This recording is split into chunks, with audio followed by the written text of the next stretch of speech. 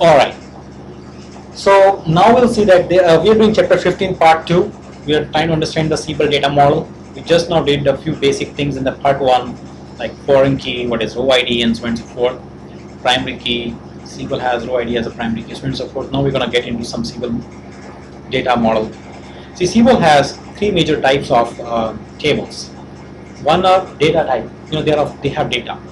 Their salient feature is that they always start with S underscore. S underscore. We also call them as base tables. That's where base tables. They always have, actually all the tables which have S underscore in front of them, they are all base tables. There are two types of base tables, as you can see. One are these data and repository tables. I'll draw out the difference between this, and then you will know the data and repository tables. Base tables versus interface tables is a very important concept. Just when the data gets into Siebel, you cannot put data into Siebel base tables directly. You can either, you have to enter the data in the GUI, in the Siebel client, and Siebel client does the job of, it sends the data to Siebel server, and Siebel server does the job of entering the data in the tables. There is another way the data can be entered, usually by putting an insert command using SQL in the database, right? That is totally disallowed. That's what I'm trying to say. You cannot insert data into Siebel directly through SQL. The only way to do is through interface tables. If you want to enter data into Siebel, you need to put the data into EIM tables. Then you run a job, a server component. That server component will put the data from EIM tables into Siebel's base tables. If I have to represent this thing, then I will represent it like this. So let's understand the difference between this data in repository tables and get it over with. That's a small difference.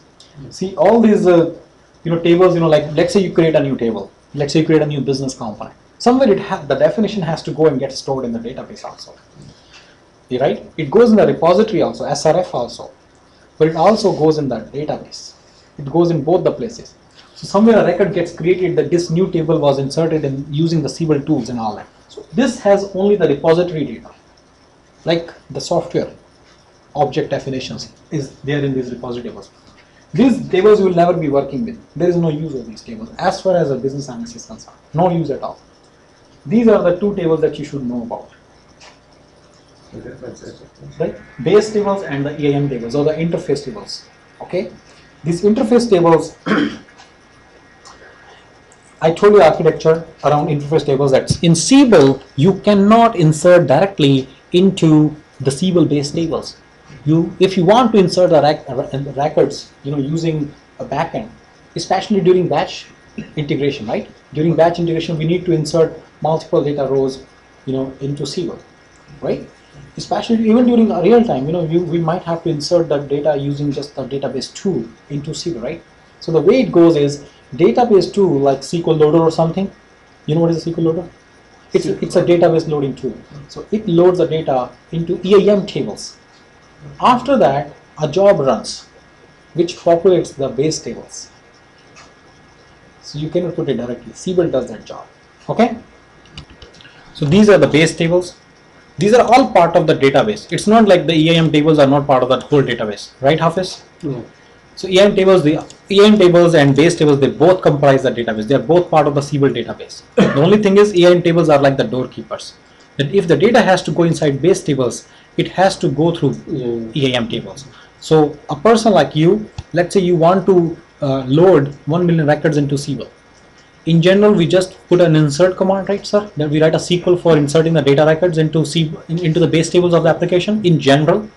But in Siebel, this is not the way to go. We have to put the data in the EIM tables.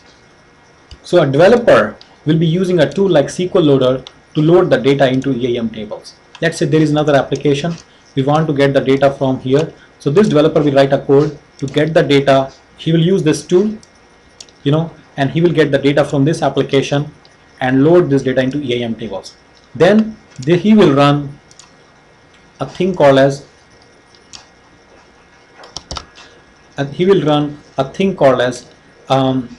EIM server job. Then he will run that job, and then the data will get transferred automatically by Siebel from EIM tables into base tables. Okay. So when we do the mapping from Siebel from this data, right? When we Muswa, when we're loading the data from one application to another, do we have to do mapping also? From this table to this table, these are the mappings, Yes. right? So in case of Siebel, you do the mapping from the source tables to the EAM tables also. Also. Yeah, you have to do that.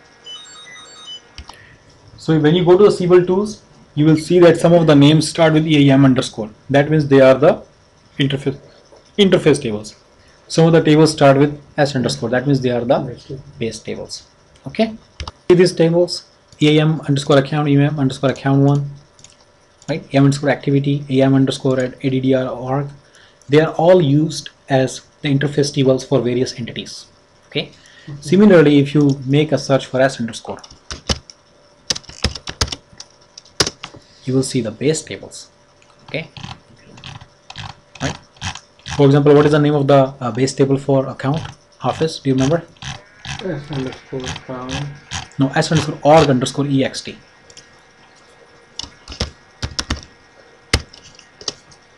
Right? This is the table where the account data is stored. See, this is the name, username, right?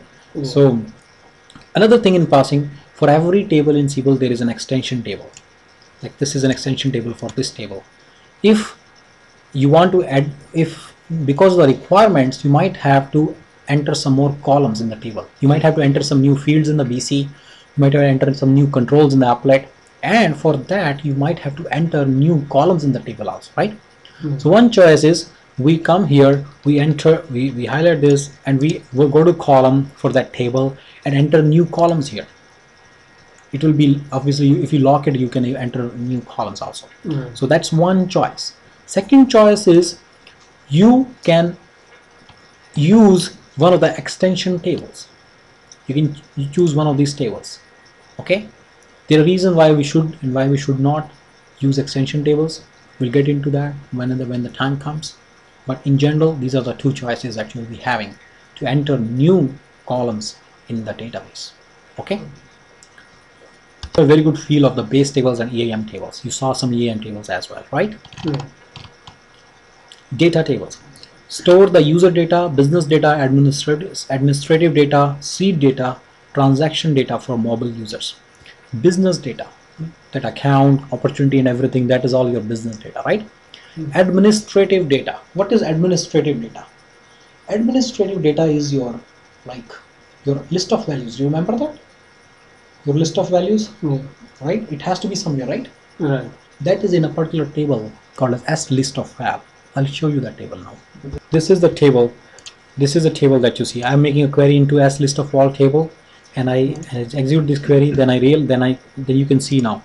These are the things that you see mainly over there, right? Yeah. Rest everything is, this are all these other things, right? Remember that? I'll show you. Made a search for type and active flag and value. Are these the 5 values in the GUI as well? See, these are the 5 values in the GUI, right? I just made a search in this thing. If I enter a new one,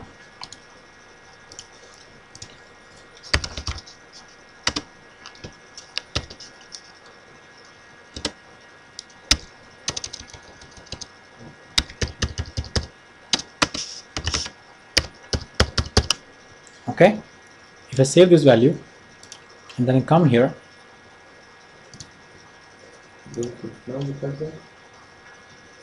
it became 6, right? Yeah. This is the one that I entered, right? Right? No, you got the one at the top. Two. This one? No. With One, 2,000 3,000 to 5,000 something like that. Ah, okay, 50,000, yeah. This is the one I entered, right? So it is here, right? So all this application config. So did you guys notice like the list of values are also getting stored in a table? Actually, this is true for any administrative data. Any kind of data goes there. And now that you know, let me redefine the list of value for you. Now remember we say that list of values, they drop down. What is the list of values? We say that they drop down. For example, here this is a list of value because it drops down. And for example, here you say that this is a pick applet because you have to pick it from, right? Yeah. But that definition is kind of technically incorrect. The main definition is if the options that you're picking are coming from S list of val table, then it is a list of values, or it's a list of values, LOV. And if the data that you're picking from, these options that you're picking from are coming from some other table, for example, in this case, they are coming from account table, then it is a pick applet. It is also point to be noted that if you are entering a drop down, you can actually, picking from list of val table, you can actually make it pop. Instead of dropping down or dropping up, you can make it pop, and then you can pick one value, the user can pick one value, and it will get populated in this field. Similarly, the account can be made to drop rather than pop. Okay, those things are possible. The only thing is it doesn't make much sense. I totally agree, but you can do that. If you do that, this will not change it. It will still be a list of value. The list of value, whatever is coming from as list of val table, it will all, the main difference is it is coming from list of val, and that is the main thing. And now what it boils down to you is, to administer that, you will have to go to this screen. That is the main thing to me now. So if whether it's popping or dropping, that doesn't matter. What matters is where you go and administer it, and which table is it coming from, right?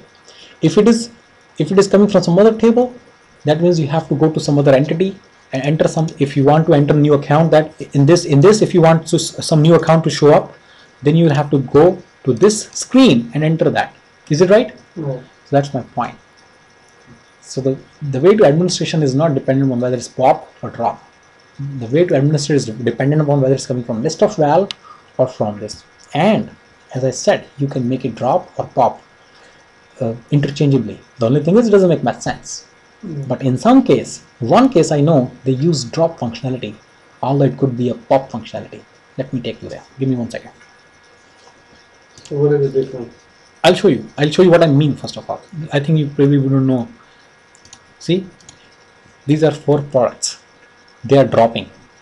But tell me one thing. Do you think you will see them in the S list of val table? No. It is not a drop down, sir. It is actually the list of products, and you will see them in the products administration screen. If you enter one more product there, it will start showing up here. If you change the name there, they will start showing up here. You got my point? It is dropping down, right? Right. But it actually pop functionality, which they have made to drop, because it's coming from the product table. So this is one place. So guys, always keep your mind also open, not just ears and eyes. You see my point? See that in this case, these are the 4 drop down values, right? So that makes you feel that you need to go to that LOV administration screen and do something there, Yeah. right? Yeah, because it looks like. But it looks like, that's what I'm saying. Usually drop functionality is used for as list of val based values, but in this case it is not true. This should have been implemented as a pop functionality. Okay, because it's picking it from some other table, from prod int table, right? Yeah. Okay, so it's picking it from the product database, right? No. It is not picking it from the as list of val. So if you want to change this thing, you cannot change this thing by going to as list of val. There is nothing like arracid. Let's go and try. Okay, I'm going to take you to list of val table, list of val this thing, right? And try to see if there is anything arracid in name of arracid, right? Is this the one? There is nothing. There is no value. So it is just showing there, right? Okay. That tells me that it is not coming from as list of val. Let's go to the marketing administration. Sorry, product administration. So I'm in the product administration screens. In Siebel 6, you go to product administration by going to marketing administration, then going to product, then going to products, right? That's how I came. Anyway, so you look for arracid here. You can change the name. If you change the name,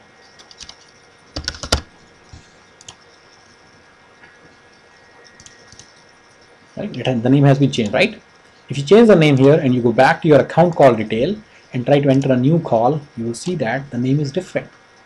Hence, it proves that it is getting it from some other table, not from as list of val, right?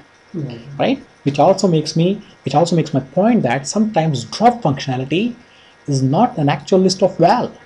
Okay? It is used to the base tables are used to store the administrative data.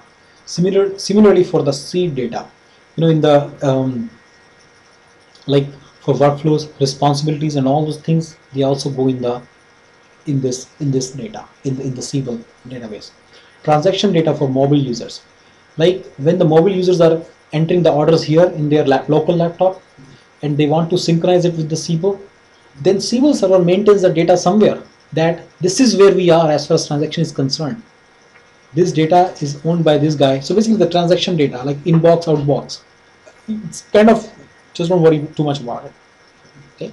Main thing is you need to understand business data and administrative data, and this data, repository data, all go in the base tables. That is the main thing that we learn. Basically everything boils down to data. We have to remember that everything goes to in the tables. Okay. Yeah. They're populated and updated by the users through the Siebel e-business applications, as I already said, right? On this, in this drawing, this is the database. Somewhere here lies the GUI. Is it right? Right? And somewhere here in this data diagram, they are using this thing.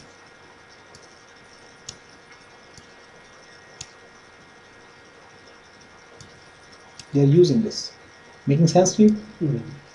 They are using this thing. So, all right. By several processes such as Enterprise Integration Manager for bulk importing and exporting of data, as I explained already. Assignment Manager for automatic assignment of newly created records. Okay. So, for automatic assignment of newly created records, basically it needs to change the so that is also an automatic process which changes the base tables. It needs to change the team field and all that, who is it is assigned to and all that, and that it does through this one. Okay, assignment manager. But what he is trying to say is that these are the only server Siebel provided components are the only ones who have the right to interact with the base tables. Here, base tables cannot be interacted by this guy. He cannot interact directly with the base table. He has to interact with EAM tables. Similarly, there are other components of Siebel like assignment manager, like workflow manager, which interact with base tables directly. But developers and other software tools other than Siebel's own tools cannot interact with base tables. Just very clear. Nothing can touch base tables directly other than Siebel's own tools. Okay. The name is prefixed with S underscore, as we already know, right? Are documented in the Siebel data model reference. Yes. Every table's reference you will find in the Siebel data model. I think I showed you those diagrams. Remember, it shows you which table and all that stuff. So you'll get the definition of all these tables very easily. But you guys are not going to be developers, so you shouldn't be worried about that too much. But sometimes it happens. For example, in one of my consultants' project, he has to go look at the definition of Siebel data tables and identify the use of each and every column. And he has to kind of recommend that this table, this new column be added and so on and so forth. So he's doing all that for you. Okay? Sometimes you might have to. In that case, I'll tell you how to do that. You will yourself find out. Prominent data tables. I think you already know some of the tables, right? Account table is S.org.ext. Product table is S.prod.int. Service request table is S.srv.rec. Opportunity table is S_opti. Contact table is S_contact, right? Right? They all have these fields in them, columns in them which store the data, right? Interface tables are a staging area for importing and exporting data. We already understand that. See, it works as a this staging area is a very interesting concept in the whole software technology. It is a generic concept. When the data wants, when in any application, let's say even in these applications, let's say this application which is not Siebel, right? It is VB Oracle application. So Oracle is a database. We will not be putting the data directly in the main tables. They all suggest, they all have some staging thing. Okay? It's a very common concept. So staging the data before putting it in the main tables is a very interesting concept. Okay? And many even homegrown applications, even if the developers sit together and make the application from scratch, even then they make the staging area for the database before somebody puts the data in their main tables. In our case, Siebel main tables are base tables. EAM tables are the staging area. Okay, are used only by the Enterprise Integration Manager server component. See, there is a server component which picks the data from EAM tables and puts it in the base tables. And that is the only server component which has the right to do that. When a developer puts the data in EAM tables, he just has to go and run this server component, and that's how it gets loaded into base tables. Siebel will automatically, this server component will automatically enter the data from EAM tables into base tables. Okay? And base table will recognize. Whereas Siebel may not, say no to yours inserting data directly. Okay. The only thing is, if you open the engine of the Ferrari, you can do that. You can open the whole car, no issues. The only thing is your warranty will become zero. Yeah, that's Similarly, in case of Siebel, the warranty becomes zero. So Siebel will not provide technical support. Okay, if you touch the base tables directly, if the developers or the business analysts or anybody touches the base tables directly. But good point, you pointed out a very good thing, that actually developers are allowed to touch. Siebel will not make any attempt to not let them touch. okay. The only thing is they should not. Yes, yes. They should go through EAM or GUI. Are documented in the interface tables reference. Yeah, there is a guide where you have all these interface tables and you can see there. Okay. No. These object tables are important, but not that important from BS standpoint. I can even pass this. As I said, it just contains the definition of applets and everything. All these definitions that you see here of this applet, it is in the s_applet table as well. This whole definition. Okay, that's what it really is trying to say. Okay. Coming here, columns. Each table has multiple columns to store user and system data defined by the column child object definition. Right? Columns determine the data that can be stored in that table. Yes, we know that. If you go to the Siebel tools, then you see that every table has a object type column as a child object type column, and that's where you see all the columns. Right? For example, account, these are the various columns in it. Right? Is it right? Yeah. Name is stored in the name column. Right? Yeah. Right? You want to check that. Discuss opportunity table. So in the opportunity table, instead of org ext table, in opportunity table the name holds the name. These are all the columns in it. And one of the table's name, that is the one which has the opportunity name in it. For example, if you enter an opportunity here,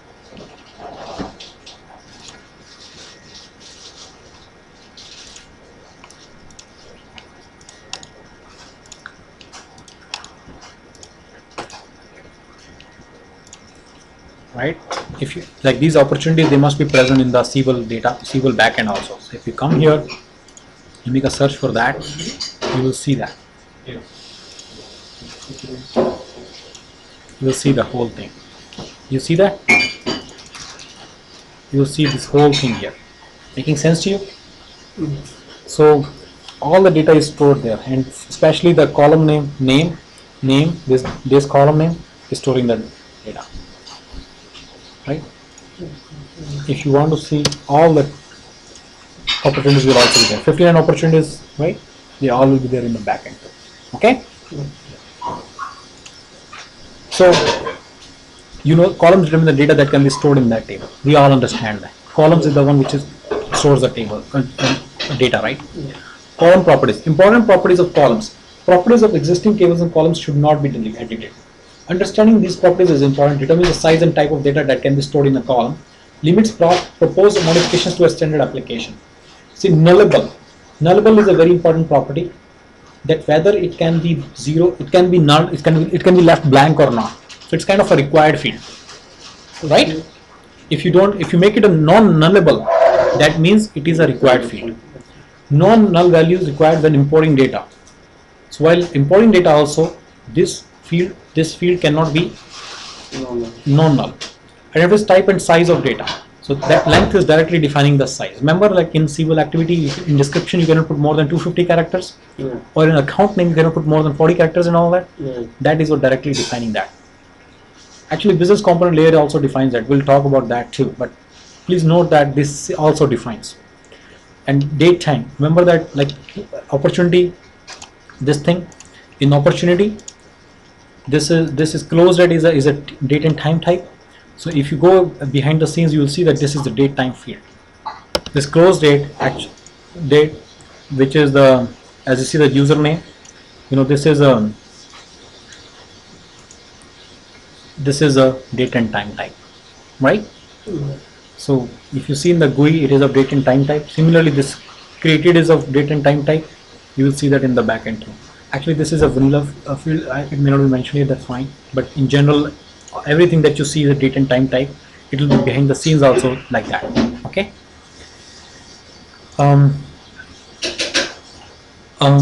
So type, length, everything is basically defined over there, and that pretty much puts the restriction at the database level itself. There are other ways to put the restrictions as well, for example in the business component and all, and those restrictions we'll study later. Okay. System columns exist for all columns. Tables to store system data are maintained by SQL applications and tasks, can be viewed from help about record. Yes, system columns are these, like created record, created date. This is a system column. You cannot do anything with that column. Only SQL populates that data. Okay, you cannot change it, you cannot delete this column, you cannot do anything with that column. So there are like 5 or 6 columns which are system columns. One is a created date. Just as a record gets created, the created date gets populated. You don't have any control over that. You can only show it in the GUI. You can only show it in the GUI, or you can choose not to show, let it be shown in the GUI. For example, you have the control of showing it in the applet. Like this is shown in the applet also. You can choose not to show in the applet, but you cannot delete it from the table in a database. Okay. Similarly, there are other system columns also. We know that row ID is a very important system column, and to find that we need to go to help about record, right? In case of SQL 7, in case of SQL 6, we get the help about record like this. In SQL 7, we have a little menu here. You click here, and you will see the about record here, right?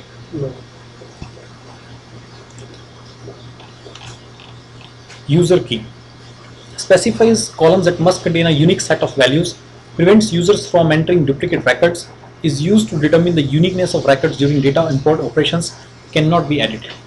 Okay. This is a very important concept. We'll discuss the user key also. Before that, let's discuss why EAM tables are there. So, at the first glance, it looks like EAM tables are not doing anything. Either some processing should occur or something should happen. That's why SQL has these EAM tables, right? That's what your question is? Yeah. Okay. If you go back to our video, you're trying to say what is the use of putting it in the EAM tables. So to answer your question, the processing and everything is not done in EAM tables. Processing happens in these programs which developers use to load the data. These developer will write a code here to get the data from this application and put it into EAM table. Directly it will go from here to here. This program will be regulating that. This program will be using that. This program, these are called as ETL tools. The program is kind of filtered. No, it is kind of the processing. Okay. It picks the data, keeps it with him, then puts it in EAM table, right? So these are all ETL tools. So ETL tools do this job. Okay, like Informatica, SQL Loader, like DTS. Informatica is a more robust tool for many things. So, but that's not the main thing. But SQL Loader is one of the main tools which is used only for this purpose. Okay, so they use tools like this, to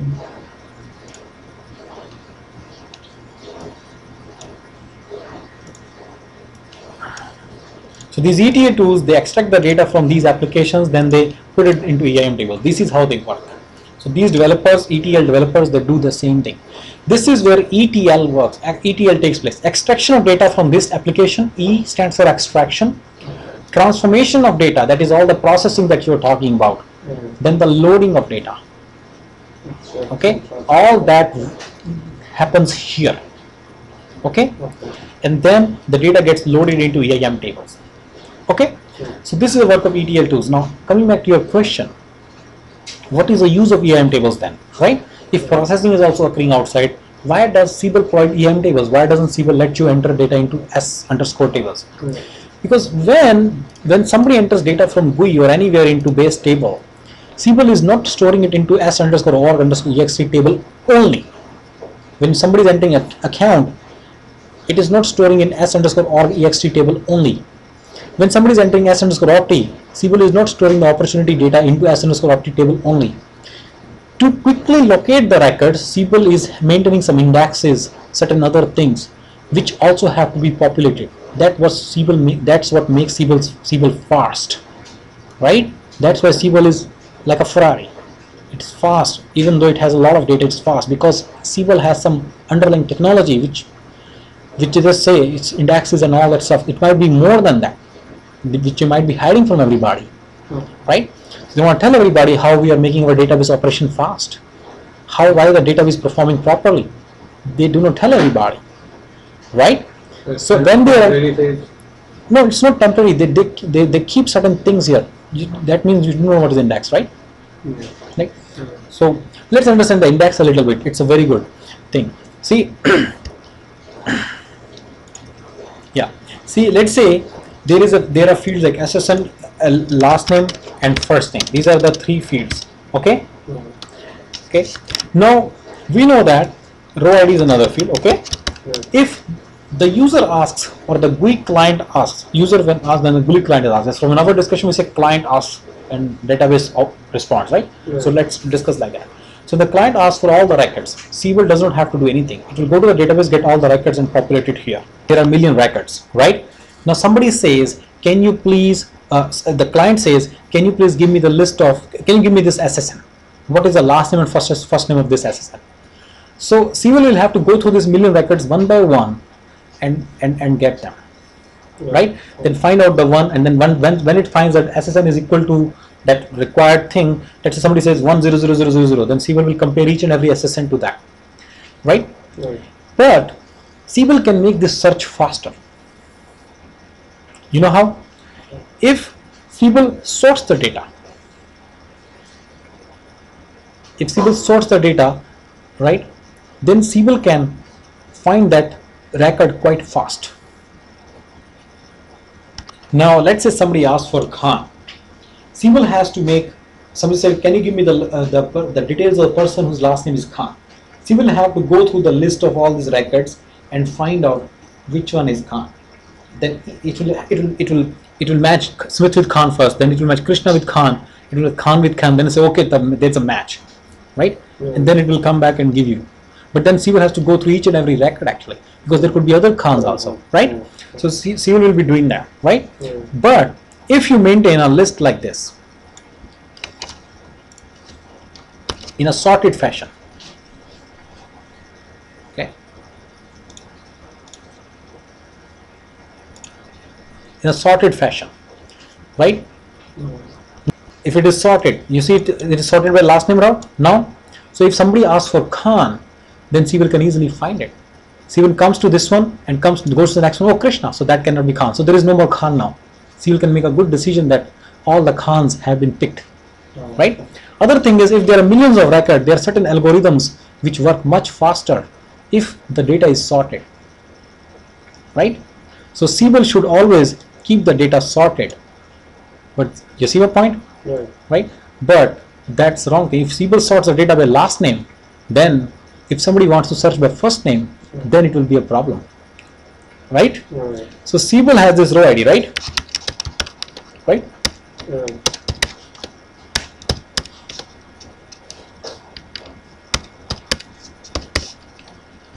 1-2 WDG, whatever, right?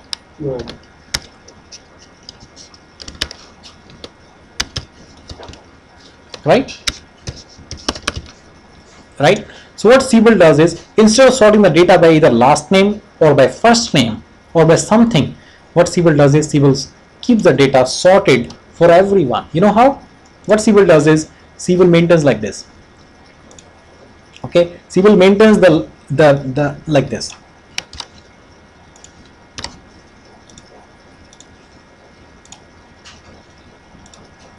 Assign row ID to. Yeah, Siebel will first come here, make the search for Khan. Once it finds it, all the records, it will pick their row IDs. Then it is very easy to work here. Then Siebel will come here and pick everything. Similarly, Siebel will maintain another table with this and this thing, and then it will keep it sorted by the last name, by the first name, And then in this table, you see your point? In this table, see, somebody says, can you give me all the Pauls? Then Siebel will come here, look for Paul, and after that he knows, right? Yeah. Right? And then it will get all the Pauls, and then it will get all the row IDs, come to this main table and get the whole thing and put it in the server, put it in the GUI client. Just to let you know, so this is not that the next Paul is confusing. That is not the only thing that Siebel is saving. Basically, there are other algorithms which work much faster if the data is sorted. Okay? Okay? Those algorithms basically reduce the time exponentially to get the data. So that's why if the data is sorted by a particular column, it's very easy to make the search on that column. So Siebel maintains the indexes for many columns to make sure that the data is retrieved faster. Okay. For example, address, city, state. When it says Siebel maintains let's say you want to find all the accounts in all the countries. Let's say you want in USA or in New Jersey state. That means Siebel has to maintain a List of New Jersey. yes, index on New Jersey also. So all these things Siebel has to do to basically make sure that the data response, the response for the request for data is quick, right?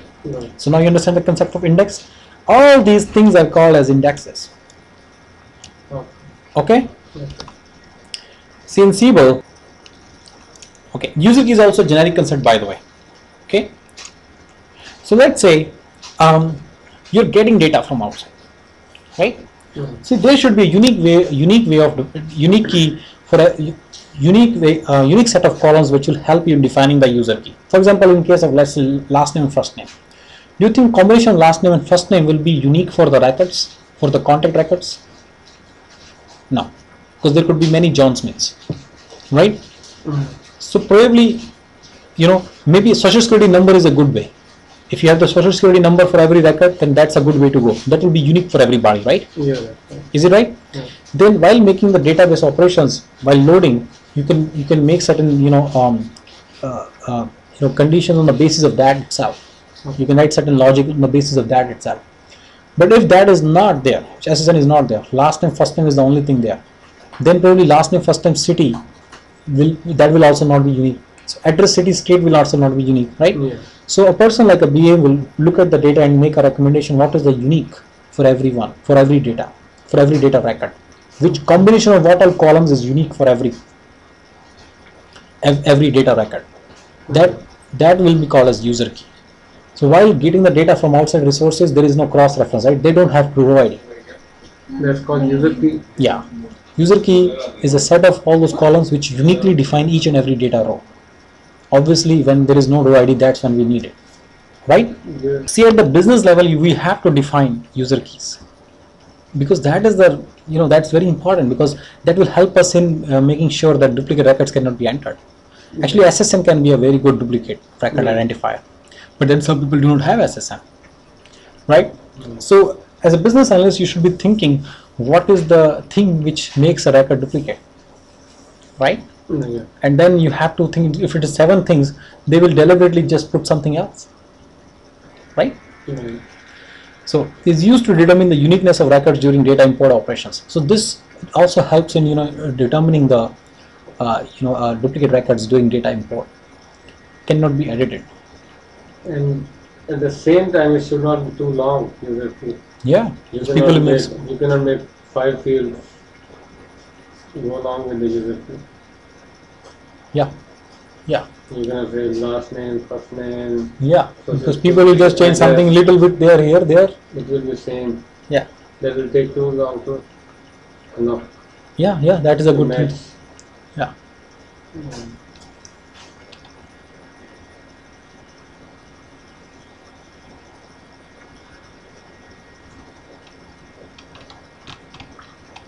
Is a separate data structure that stores a data value for a column and pointed to the corresponding row. I think I told you already, right? Are used to retrieve and sort data rapidly, right? Can be created by configurators to produce a custom index. So you can create, like developers can create custom index also, but Siebel already provides out of the box indexes also. And Siebel will never let you touch those indexes. That's why Siebel does not let you enter data directly into base tables, because those indexes will not get updated. So by the way, every time a data gets entered, here, these also have to be updated. right? Yeah. Indexes have to be updated to. That is the reason Siebel will never let you enter the data there. Should be inspected to assess performance issues for query and sort operations. Whenever query and sort operations don't work fine, you should look at it whether there is an index or not. If there is an index, if there is no index, then the performance issue is very clear. You have to create an index on that column. Siebel pretty much maintains indexes for many columns, not just one, many. Okay. So index we have already discussed in detail before that, so I'm not stopping here. Okay. Relationship between tables. Siebel database tables are related to one another. Understanding the relationship between tables is important to implementing your business logic. We all understand that, right? If you have a 1-to-m relationship or 1-to-1 or m-to-m or m-to-1 relationship, that will directly define what screens and views and applets you can make. What kind of applet and what kind of field can you provide? Whether you can provide a pick applet or not, things like that. This is directly defining what kind of relationship can you have for certain business entities. If account and content relationship is one-to-many relationship in the database, you cannot make many-to-many in the GUI. Making sense? So we have to understand this data model to really come out with the right recommendation or assessment for the Siebel GUI. Okay? So that's what he's saying. To implement your business logic, you need to understand the relationship between tables. And what he's pretty much trying to say is, we need to understand whether it's an M2M relationship or whether it's a 1-to-M relationship, right? For example, one product, there could be multiple assets which will be like having same product as the parent. But this can never have that two products can make the same asset. It might be possible in the business world. Two products might be making the same asset. For example, you sell a hard disk and a RAM as part of the laptop. So you are selling 3 products and they are all going as the same asset, isn't it? Right? Counted as one asset. But that's counted as one asset. So there is a 1-to-M relationship here between 3 products, 9 items and one asset. Is it right? But that's within the asset. But exactly. So, but still there is a 1-to-M relationship. Siebel may not be supporting that. You got my point? So you need to keep thinking in terms of, and when you say supporting that, what it really means, database. If it is in the database, you can you can create anything in the business component level and at the GUI level and at the applet and control level. You can do pretty much anything. Making sense? Yeah, but table columns. We know that Siebel has foreign keys. In a base table, there will be foreign keys to other base tables, right? Our columns in a table that refer to the primary key column of a related parent table are named this. Okay, we know that, right? They are always referencing to the primary key of some other table, right? Sometimes of their own table, right? That means at that point we are talking about entity to same entity to the same entity relationship, right? Right? Are named with suffix _ID. If you go to the tables and columns in Siebel tools, for example here, and you let's say for here, and you make a search. Okay, interrupt.